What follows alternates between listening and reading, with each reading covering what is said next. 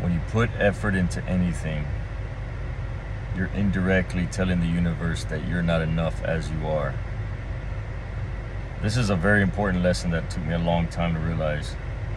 I was always somebody that put a lot of effort into things. When I'd work, I'd push really hard, or when I dealt with people, I would put a lot of effort into the conversation, or just, I would try really hard. And I realized that the harder you try, the worse everything gets. It's a weird paradox of life.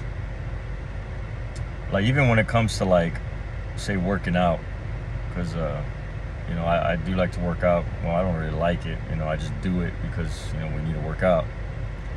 But even working out, like, I noticed if you try really hard and you put a lot of effort into the workout, and you try to depend on motivation and that fiery passion, or you try to find some kind of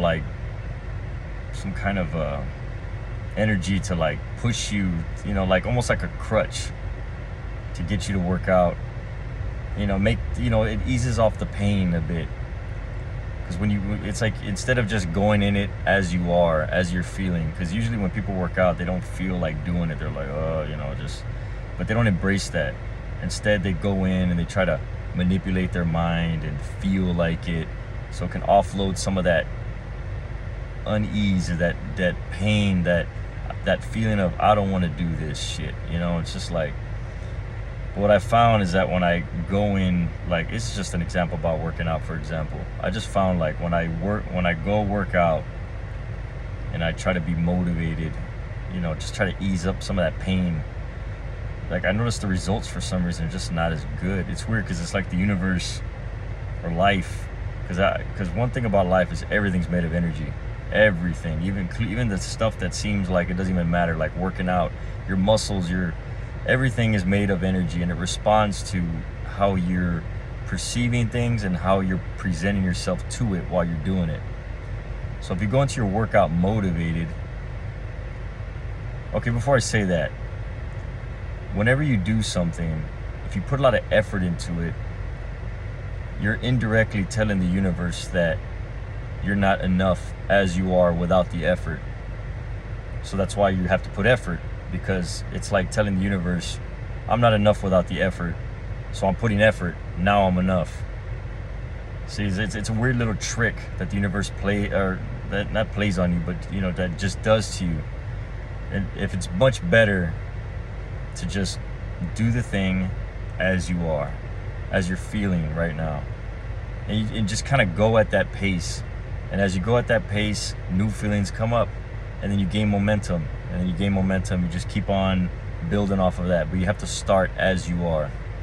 If you try to be motivated and all that, then you're basically saying, I'm not enough when I'm not motivated.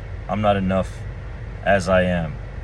So it's a weird thing. So back to what I was saying about working out. Like, when I work out, I just noticed that it's like even the little things that seem insignificant, like working out motivated versus working out as you are, as in, like, for example, going to the gym and you just like, I don't want to work out right now, and just embracing that truth instead.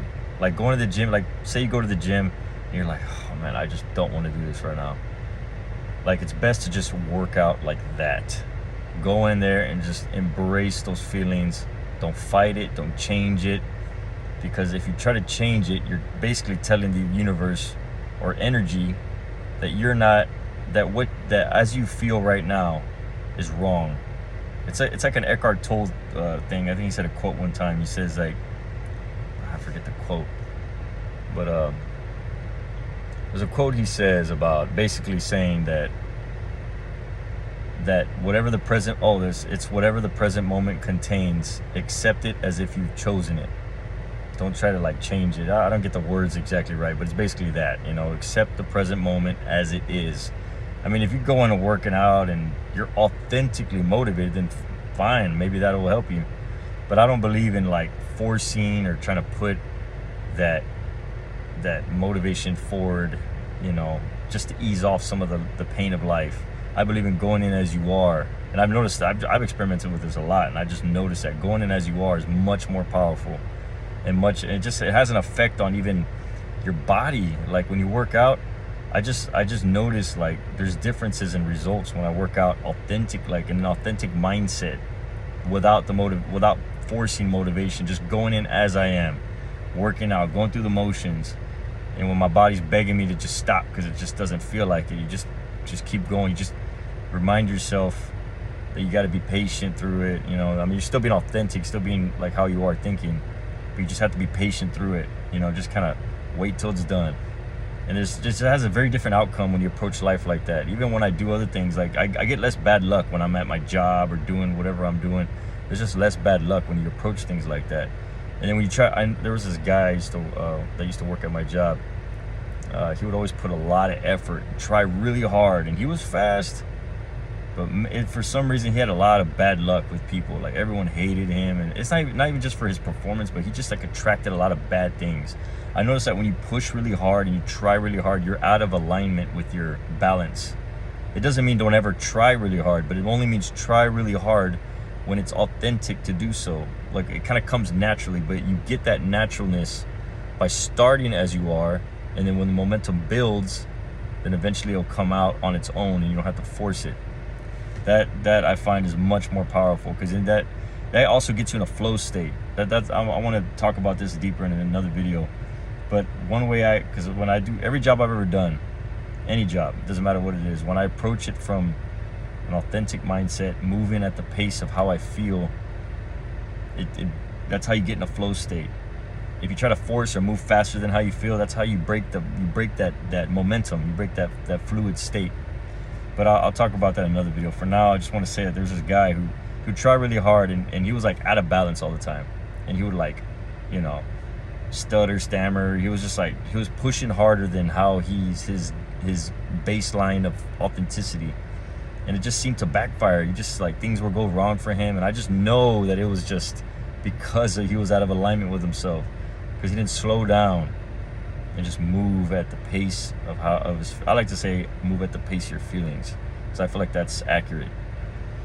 But yeah, I don't want to drag out this video too long, but I just wanted to mention that I think it's very important that a lot of people learn this, because it took me a lot of trial and error to learn this. Like I was always rushing and pushing hard. My luck was worse. I noticed I would just get this weird dynamic with people when I would do that. Not like if I did a job better than everyone, they were jealous. It wasn't like that.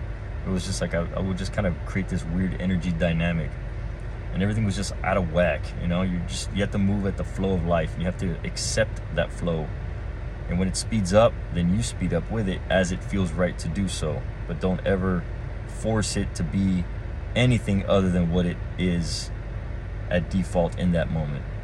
Like that's the key. So yeah, that's pretty much it.